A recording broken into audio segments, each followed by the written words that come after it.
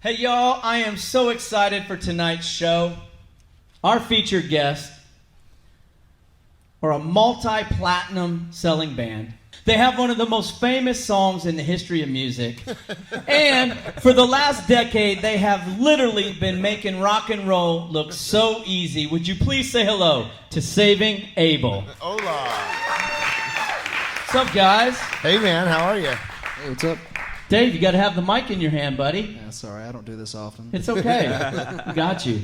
I'm starting to realize real quick that hair is an important thing with you guys. For me and with them, yes. You guys have a major hair game going on. We're so stylish. We can't help it. We have to look good together aesthetically. Gotta look Did better, I pronounce better. that right? I don't use big words like that. Aesthetically, yes. I think you were very, very close. That's close. Well, what's going on, fellas? We're here at Cabana Taps. We're in Nashville. You guys are all together here in Nashville. You're not from Nashville. You are recording new music down at Skid Mill Studio. What's happening with Saving Abel, and what brings you guys all together here in Nashville? So, wow, there was a big gap there. So I left the band probably in 2013 for my own reasons. And I just recently have come back, and we've been on tour. We're in Nolensville, Tennessee, out with Skid Mills in his studio. We're writing the album for 2022. So we're in the studio recording and writing the album currently right now. That's awesome. We are songs deep. When you say that you're writing, are you? And I know Skid's he produced a number of songs for you guys back in the day, right? Right. He did 3 of our albums, 3 of Saving Abel's albums. He's a 4? Yeah. 4 of Saving Abel's album. He's also a Grammy Award-winning producer for bands like Third Day and Daughtry.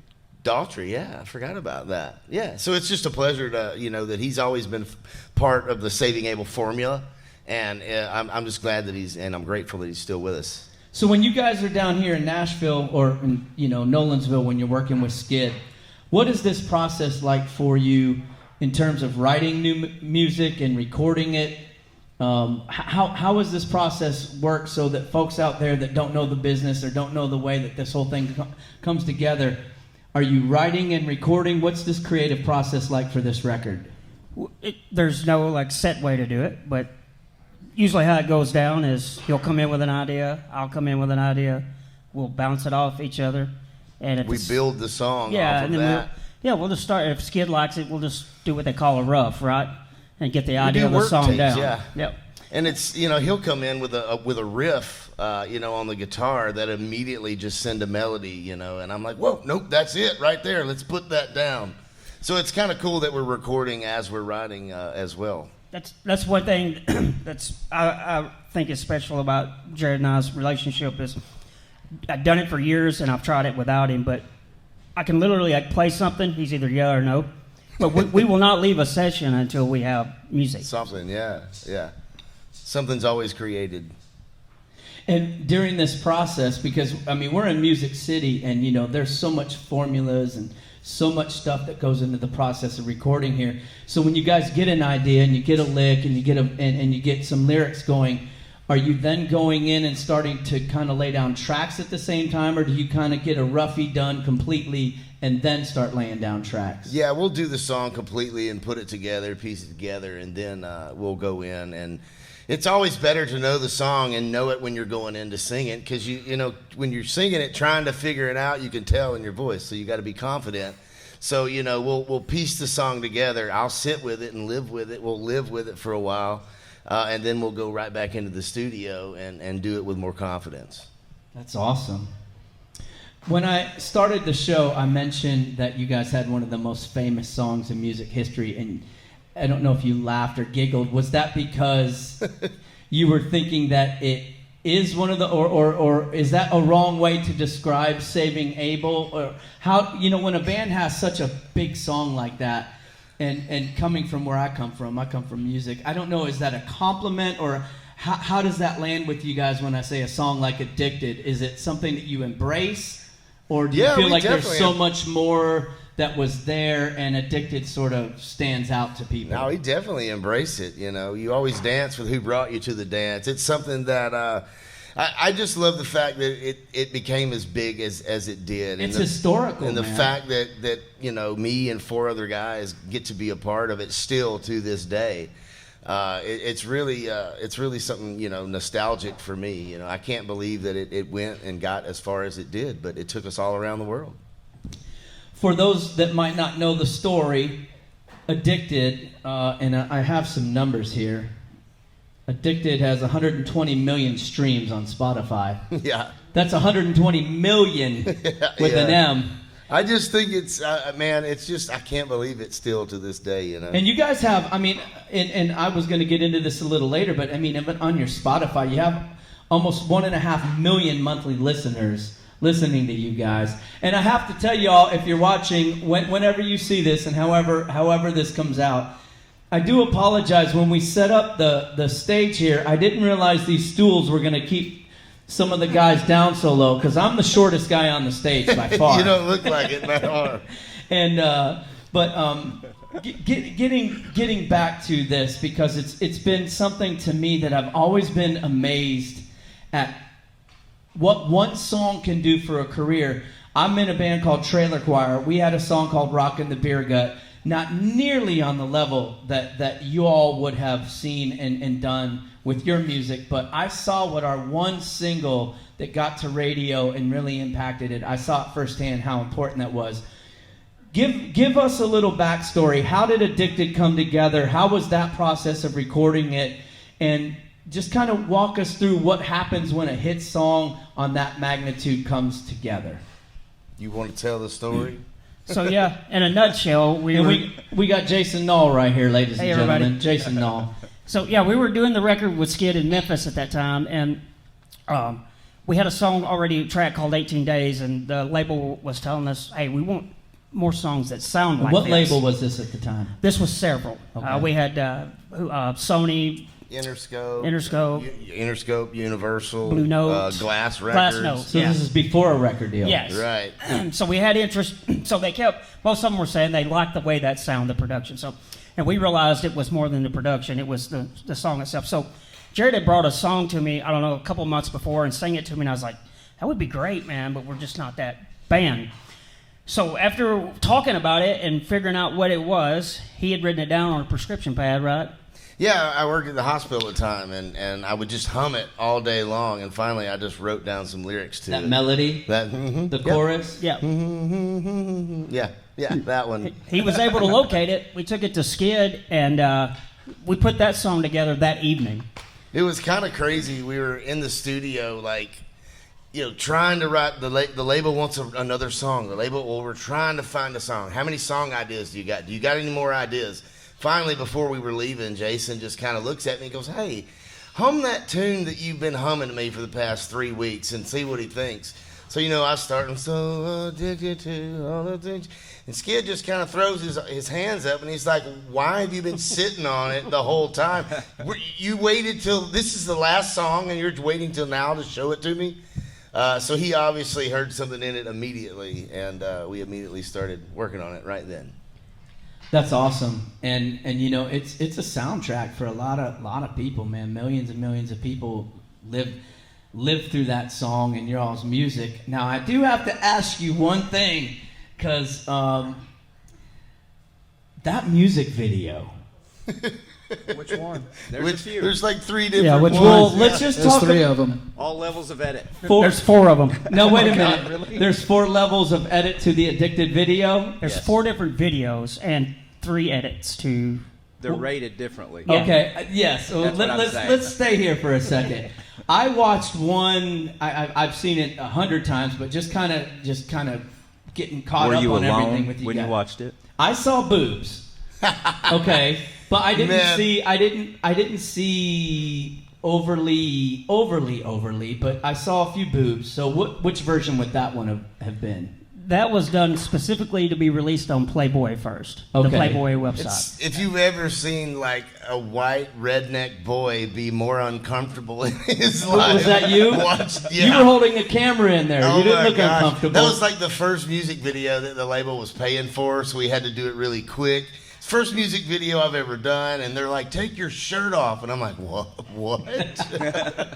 No, okay, I guess. That video, even at that time, like even for today, it fits perfectly on TikTok today. Yeah, it's pretty sexy. Yeah. I was just wondering. At least the ladies, anyways. I was wondering about the video because I was like, wow, this is like for real. It had a lot of elements into it. And I was just curious, was that a fun video to shoot? I guess was my question. When they first called, they told me they had porn stars like Jenna Jameson and another girl. That's what they said. And I was like, no, my mother is still alive. You can't, yeah. But had I known it was going to turn out the way it did, I would have just been fine with the porn stars. Yeah. Boy, different time. Well, I know there's, I don't know about everybody's marital statuses or, where we're at or what we got, but yeah, that's when you watch that, it's there, it's on it. Every time I think about that video, I just see a young man and he has no idea what's about to happen. It's crazy. If I could just stay here for one more second. When that type of song starts breaking in your career, so you're a band in Mississippi, right? Starting out. Right. That's where we're from. You're getting going. Things are starting to happen. You're having talks with labels.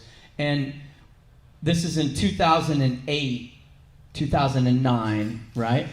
The end of 2007-ish is when all this was starting to happen, and then 2008 was when it hit, right. And was the biggest year for Addicted.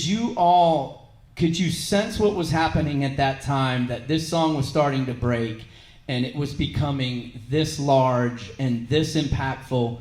What happens to a band that's just trying to get a record deal, trying to get things going, just starting out? Van and trailers, doing anything they can do to get gigs. And now all of a sudden, things are starting to break wide open. What is that emotion like for a band? Man, it was a rush for me. Like, looking back on it,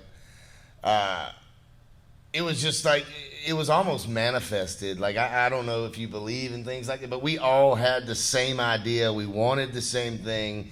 We were so close we could taste it, and then, it kind of just took over.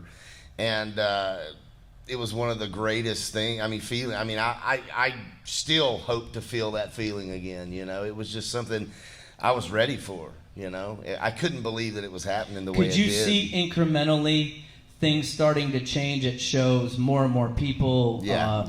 The venues changing, the opening acts, and then headlining. Were your eyes wide open during all of that? Yeah, this was back in the MySpace days, and I can remember MySpace. Yeah. MySpace. When triple digits were you were doing really good, but we had 78 plays or something on a couple of songs, and then overnight I woke up and there's 600 and something. Yeah. I'm like, something. The first digital rush. Yeah, something. Social. Yeah. And we had local radio, right? Well, I was friends with the guy that owned the station, so small town. We got a really good boost there, which made numbers look good, and like you said, we watched it just kind of go up. It went fast. It went fast, though. It really did. We watched it, but it happened pretty quickly. It was like, whee! That's so awesome. So many people. We're in Music City here. We're with songwriters and future artists sitting here tonight, and it's the dream that everybody has to try to hit that lick, and then you hit the lick. And then a whole new game begins. Yep. How do we hang on to that? How do we keep this going? Did you all find any struggle in that, or was it fun? Once that kind of happened, did you feel that things got easier or harder to hang on to it? Well, I'm like, huh. It happened so fast, though, right? So we didn't have a lot of time to think about it. We learned on the road, Yeah. basically. We were given the keys to the kingdom at a very young age.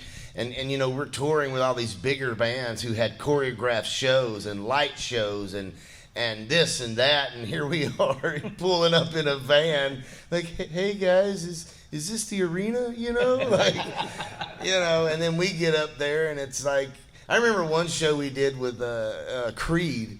and it was an amphitheater show. And this was, in our career where we had more of a staple. We were sort of seasoned, but it's like, like I'm saying, it's very vulnerable on stage. We don't have light shows. We don't have this and that and what do they call it? Pyrotechnics and all this. We're just kind of up there, us, raw. What you see is what you get.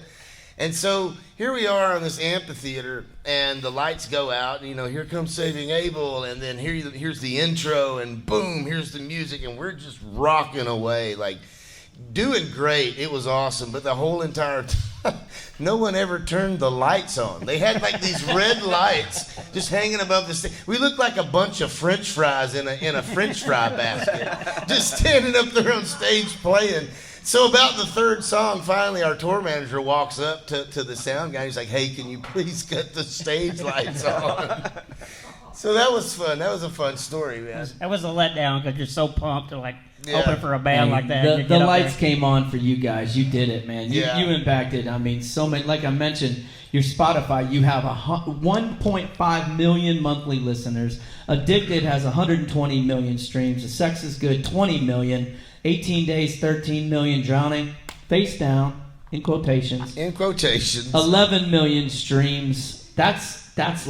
That's some man. serious work, man. I mean that is awesome. So the lights did come on. What's the biggest difference between the 2004, 5, 6 Saving Abel and the 2021 Saving Abel? What would you guys say? I'd like to hear from this gentleman here.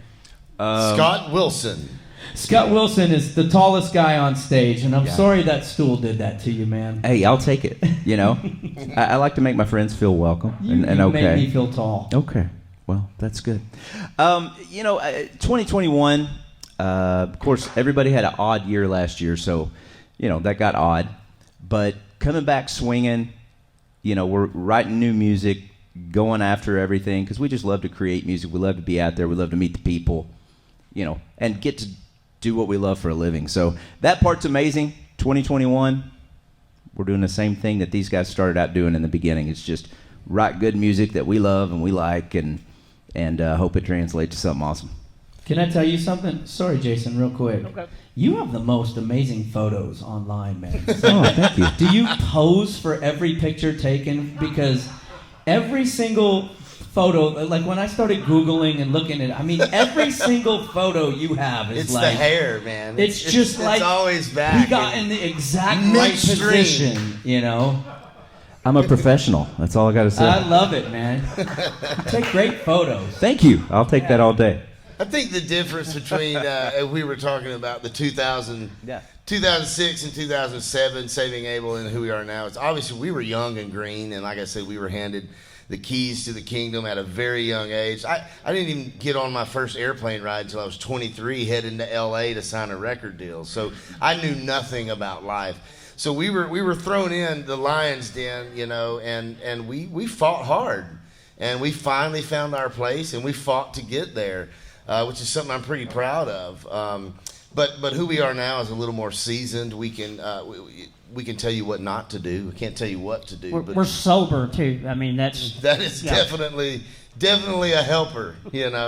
Yeah, I can imagine, and I've got some questions coming up here for you guys that are a little less, like, I didn't try to be all serious with you, but I'm a fan of what you guys have done, and I'm always intrigued by how these things start to get to a historic level of a career. Just doesn't happen very often, and y'all taking a little time. I know you're in the studio to come sit out here with us and answer these questions. I wanted to get the backstory because I love it so much. I cry every time I watch Shark Tank and somebody gets a deal. I cry. Undercover Boss. I cry. That's awesome. Yeah. I cry. I'm such a softie for people that hang themselves. Listen, there's nothing wrong with going at something simplicity and just doing it and being happy with that. I have an admiration for people that go for big things and get it, because it doesn't happen very often. It's a tough dream. It was a tough dream, So, fellas, let's go around the horn here. Dave, you're going to have to talk. Whether you're going to have to grab that mic.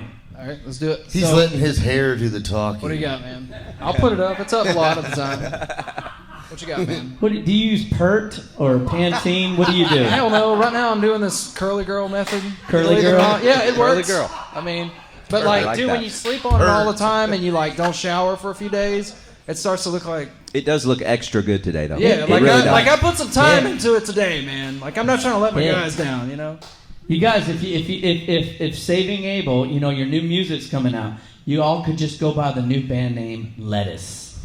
That band rocks, that by the way. band- Oh, there is a band called There is a Lettuce? band They are a called funk Lettuce, band, yeah. and they are My awesome. apologies to Lettuce. I'm sorry. They are awesome. We are here at Cabana Taps. We have a lot of folks hanging out with us here tonight, and we're sitting with Saving Abel, just getting down and dirty. I'm going to ask you guys some questions. Pope Callahan, I don't know who that is. We're gonna go through some questions here, guys, and I just would like you to. We'll just kind of go around the horn. Sure. You can't overthink these. It's kind of like shotgun questions. Okay. And we're going to be a little lighthearted for a minute. Okay. Front row or backstage? Front row. Front row. Favorite all-time cartoon? Teenage Mutant Ninja Turtles. Do you know I was with Chris Kirkpatrick a few weeks ago Yeah. sitting right here. I watched that, And yeah. I asked him that, and he did the same Did exact he really? thing. Yeah, the same exact thing. What a loser. Jason, go to karaoke song when you're singing. Far Behind, Candlebox. Woo! Wow. That was a good one. How does that go? Sing a little. Now maybe. Didn't mean to treat you. Accompaniment. That was good, Dave. That was awesome. Good job, Dave. Give it up for Dave. I enjoy being a jukebox sometimes. Nailed it. You nailed it. Dave, after this, not anything tied to the band. I'm gonna get you a Pantene sponsorship. Okay, Bet. Dave. One artist you could bring back from the dead. Stop. All right, you That's got to a look at load- the camera. Oh my God, that's such a loaded question. One artist you could bring back from the dead. I'd have to say, to be honest, probably Scott Weiland from Stone Temple Pilots. Hey, Yeah, good that's a answer. good one. Good answer. Very acceptable. I like It's that. one of my That's one of favorite my- rock bands, Yep. and like they're a huge It's one of my influence. favorite lead singers. Mr. Scott, favorite town to party in? Oh, boy. I'm going to go with Key West. Key West. Flowrider. Key West Flowrider. Oh, yeah. Your favorite all-time Saving Abel concert? We played the Gorge in the state of Washington, and it was one of the coolest venues that I ever got to be a part of and play. It was really cool that day. It was basically a stage in front of the Grand Canyon. Basically, is the best way I know how to describe it. It was beautiful. Never forget that day. That's awesome. Most embarrassing moment on stage? That was I'm the glad time. I didn't get that one. That was the time. Oh God. That was the time Jared ripped the C out of his pants, and I told everybody. He did. He ripped the what out of his pants? I went to put my leg up on the monitor to do the lead singer pose, and my skinny jeans just ripped right at the crotch, and I didn't wear underwear. So I'm just sitting there, and I just feel this breeze of air, and I'm like, oh, holy crap. You know, I turn around, and I'm singing at the drummer. I'm just singing the rest of the song with my back to the crowd. So I walk up to Noel as the song ends, and I said, Noel, I've ripped my pants. I need to go change and put some more on. Can you stall for me? And he goes, what? And I go, I ripped my pants. I need to go put some. Can you stall for me? He goes, all right.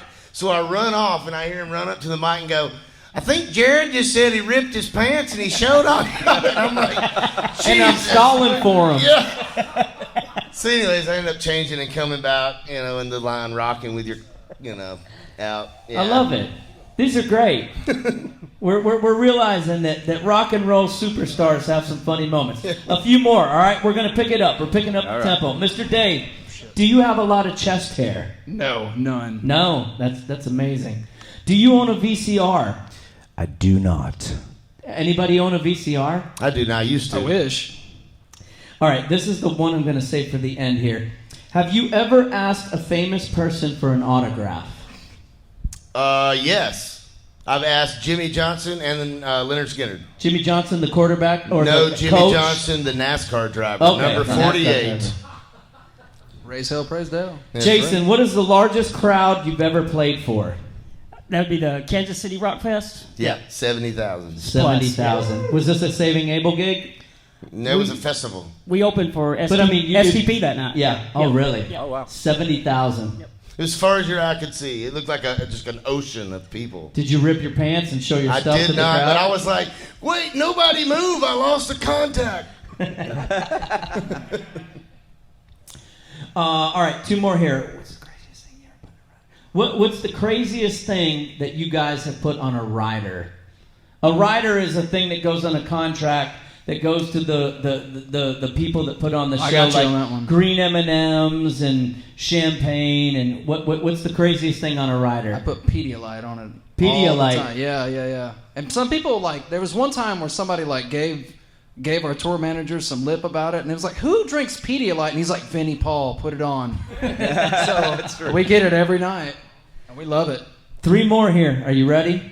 I Do you think so. prefer an outdoor amphitheater or an indoor arena or dive bars to perform? Oh wow! They all have their goods. They all have their bads. gotta choose one. I would say amphitheater. I think it's just cool. I'm an outside guy. I like to go out and hike and do all that stuff. So if I can do my job and be out there too, it's cool.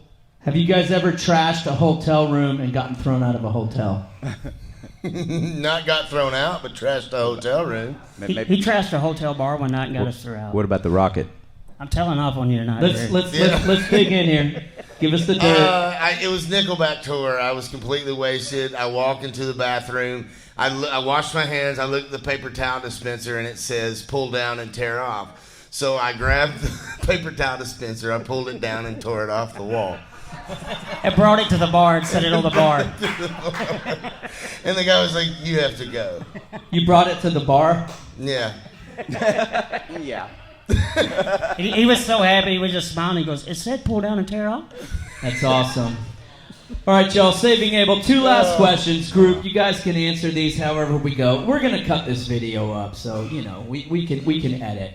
All right. This is my two favorite questions. Do the groupies, and you can answer this just in general because I know not everybody was always together through all these years, but do the groupies from 2000, 4, 5, 6 through 10, and the groupies in 2021, which are better? What are the better groupies? Well, one of them are the moms that never left the party that smoke Marlboro Reds. That's going to be your 06, like 07 ones. They still come around a little bit. And then your new ones are... I wouldn't know much about the new ones. They're all on Tinder. Yeah.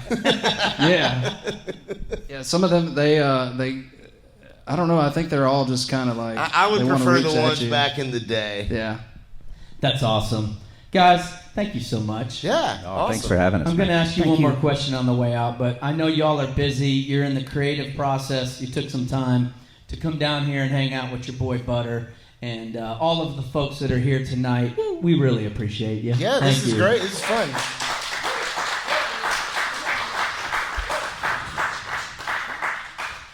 Jared, and all of you guys, what is the rest of this year? What's next year?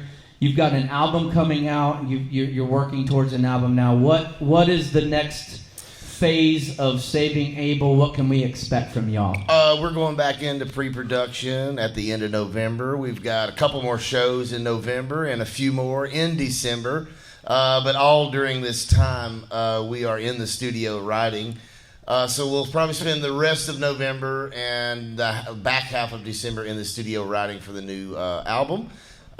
We have an Essentials album coming out in December, which is all of our singles plus a few more songs that people haven't heard yet. And all of your singles from previous records? From previous records. We got our rights back to these songs, so we're re-recording them and we're putting them out on an Essentials album. You're going to be in Clearwater, Florida, Destin, Florida, Denver, Colorado Springs. Isn't that where you're from? It's my venue too. That's your own. You own it. It's a player coach right there. Salt Lake City. works. Saving Abel's on tour. They're back in the studio. They got to sit down and take a few minutes. I'm so grateful for y'all to spend a little time with me, Butter, tonight on Real Life with Butter. Yo, one big round of applause for saving Abel. Woo! Thank you, fellas. Thank you, man. Good This luck. is awesome. Thanks, Butter. Ta-da! That was easy peasy.